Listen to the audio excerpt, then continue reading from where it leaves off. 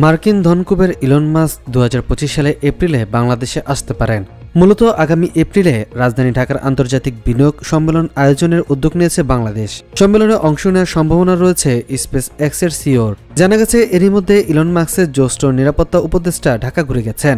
মার্কিনের ধনকুবেরের উপস্থিতি নিয়ে খুবই আশাবাদী সরকার। অতি সম্প্রতি ইলন মাস্ক বিশ্ব অর্থনীতির ইতিহাসে নতুন নজির স্থাপন করেছে। ব্লুমবার্গের প্রতিবেদন অনুযায়ী তিনি প্রথম ব্যক্তি হিসেবে 40,000 কোটি বা $400 বিলিয়ন সম্পদের মালিক হয়েছেন। তার কোম্পানি টেসলা ও স্পেস এক্সের দ্রুত বাজার বৃদ্ধিতে বিশ্বের 1 নম্বর ধনী তালিকায় উঠে এসেছে তার নাম। বাংলাদেশ বিনিয়োগ উন্নয়ন কর্তৃপক্ষ বিডা বিনিয়োগ সম্মেলনটির মূল আয়োজনের দায়িত্বে থাকছেন। তবে পুরো সরকার তথা প্রশাসন যন্ত্র ওই মেগা ইভেন্ট বাস্তবায়নে যুক্ত হবেন বলে জানিয়েছেন সংশ্লিষ্টরা। তাদের দাবি এপ্রিলের প্রথমার্ধকে টার্গেট করেই 53 বছরের ইতিহাসের সেরা বিনিয়োগ সম্মেলনটি প্রস্তুতের কর্ম এগিয়ে চলছে।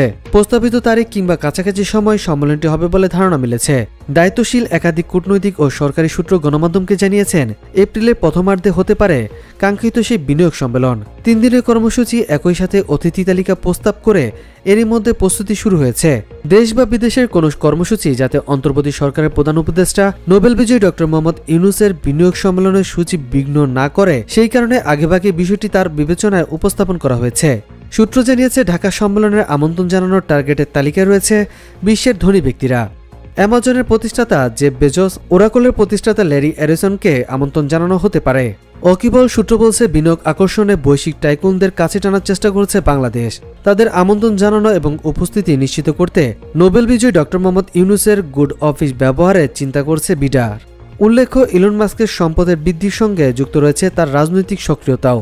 যুক্তরাষ্ট্রের প্রেসিডেন্ট হিসেবে আবার নির্বাচিত হয়েছেন ডোনাল্ড ট্রাম্প। ট্রাম্পের এবার নির্বাচনী প্রচারণায় ইলন মাস্কের গুরুত্বপূর্ণ ভূমিকার কারণে মার্কিন বাজার পরিস্থিতি তার ব্যবসায়িক স্বার্থের পক্ষে সহায়তা হয়েছে বলে ধারণা করা হচ্ছে।